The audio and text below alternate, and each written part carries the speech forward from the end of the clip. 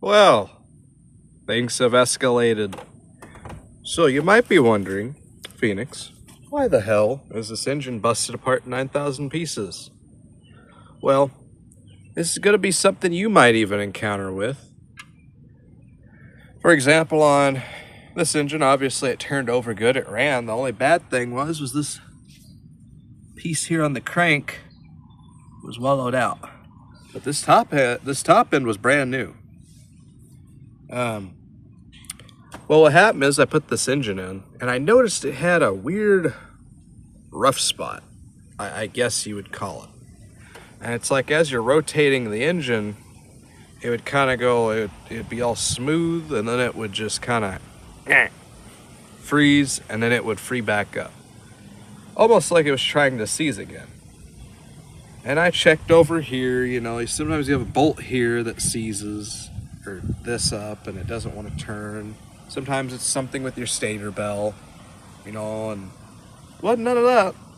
So I popped this all apart, and this was just all full of rust in here. I mean, completely full. There's a little bit of pitting going on. Not sure if you could get rid of that. I'm pretty sure you could if you really wanted to. But it was just all rusty up in there. If you really needed to fix it, you could patch it up, but I wouldn't trust it. I wouldn't trust it long term. Not like that. The piston's even worse. And I figured out why the kid gave up on it. Oh, let me get up here. So, here's the piston. I plopped it all apart, let it sit overnight. I don't know if you can focus in. This ring is froze. These rings are bound. I just now got this one to free up. Yeah. Doesn't slide like it's supposed to. And then this one down here on the bottom, focus in, camera. It's completely froze. This oil ring here is pretty much frozen right here. And what's going to happen is, when you have ring bind, as that piston travels up, it's actually going to want to do that. I'll tell you why. Let me sit back down on the old workbench. But as this is going up, do you see how this ring is all rusty and it didn't want to move? Well, it's going to want to sit cockeyed like this, because that's the way that ring is forcing it. It's actually going to be like that. It's going to force it like this, and now that shaft has to, or sorry, my bad, the rod is having to drag it, hence why it's just so hard to turn. You're literally just dragging the piston up and down. I only turned it over like 10 times. Meanwhile, something else I've been doing with this old block as I'm tinkering away at it. You may notice that fluid in there is red. That is ATF. You might be going, Phoenix, why in the hell did you do that? Well, allow me to elaborate. Because I'm stupid, but also allow me to elaborate. So, you might notice that is not soda, that is oil. I just left it there. So if a thief broke in, he would hate me for the rest of his life. Anyways, no. What I have been doing is I've been flushing this here engine. I fill it completely full. I mean completely. Which, granted, it's not really good for your gaskets, but I also don't run it or anything. I just let it sit, and there's just a whole crap ton of like ants and dirt and stuff that's just fell right out into that oil there. And that oil I just use for just stuff I don't really care about. Revivals, small engine revivals here and there and everywhere. Now granted, it's not the most conventional method, but what's happening is that ATF likes to break down dirt and deposits and all that stuff. That's why they put it in a transmission. Well, that and it's good at transmission junk, but part of its job is kind of like a cleaner.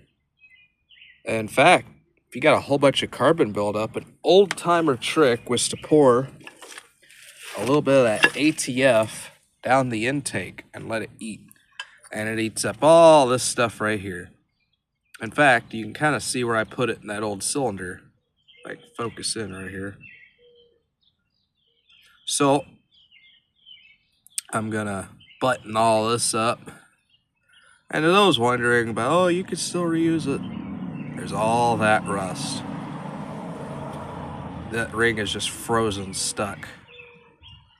And why do that when I have a brand new top end to put on my newish bottom end?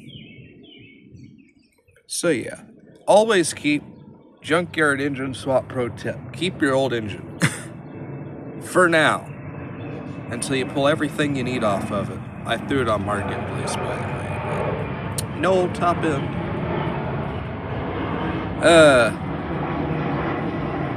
Oh, I hate that airplane. Living next to an airport sucks, you know what? Anyways. So, in this example, I had a good top end to put on a good bottom end but bad top end. This has a bad bottom end but good top end. So we're kind of swapping. Another pro tip, by the way, for your carburetors.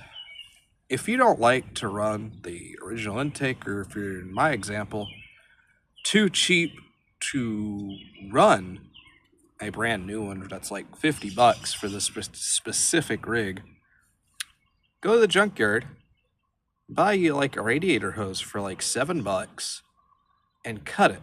You might notice that's the same exact diameter as our carburetors on these 150s. Take you a pod filter and preferably get a hose that has a lot of these bends. In my instance, I found an old radiator hose off of an old Jeep I owned that had the 4-cylinder. Or shoot, go to an auto parts store. Sometimes they sell these things pretty cheap. And usually if you go to salvage yard and you find one that's all cut up, they usually just let you walk out with it anyway.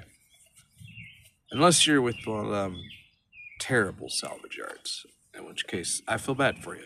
But it makes a pretty good intake. I've put these on just about everything I own. And I go to a lot of junkyards, so yeah. It's really good for what it is. Does it look pretty? No. But does it sure does get the job done? Heck yeah. Another little tip you can get on Amazon, don't even buy these filters. There is another filter on Amazon. I'll probably put a link down or put it in the comments. That has a built-in dust filter. It's like $6. It's cheap. It's cheap. I've used that too, and it's a dang good filter. But yeah. So let me button that disaster up and pray that this engine does not have a bent connecting rod, because that's the only other thing that'll cause it to seize like that.